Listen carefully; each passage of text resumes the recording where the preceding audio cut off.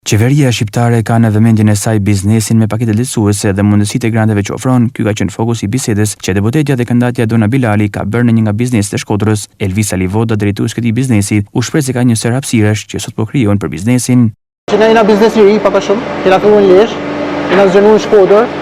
për një periudhë kohë 2-3 vjeçare kena arritur me pas 120 punëtorë, por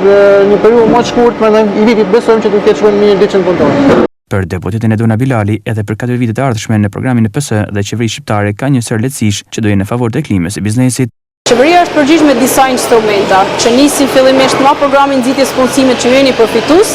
tek programi i vazhdueshëm i aftësimit profesional, pra dhe në momentin që punësohen të vazhdojnë të rrisin aftësitë e tyre teknike,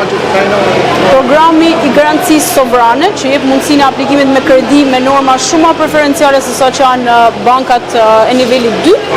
Agjencia Shqiptare e Zhvillimit të Investimeve, njohur ndryshe si AIDA me akronim, për mbështetje edhe për makineritë, por edhe për certifikimin me standarde ndërkombëtare, për pjesëmarrjen në përpanajire, ndërkohë që kjo industri, pavarësisht se synimi është kalimi në cikël të mbyllur dhe kjo është një ambicie e qeverisë e hershme, ndërkohë paralel me këtë, patjetër vazhdon edhe mbrojtja nga ana sociale. Indirekt, edhe për punonjësit është duke u menduar nga qeveria për programe që lidhen me lehtësitë që u sjellën rolit të gruas tashmë si nana, pra duke i lehtësuar me procesin e kopshteve, shkollave, zgjatjen e orarit të qëndrimit të fëmijëve në shkolla, tekstet falas, ndihma që jepet grave që janë kryefamiljare, ushqimi që do të pilotohet brenda këtij mandati, kryesisht duke filluar nga qendrat e qarkut, pra nga bashkia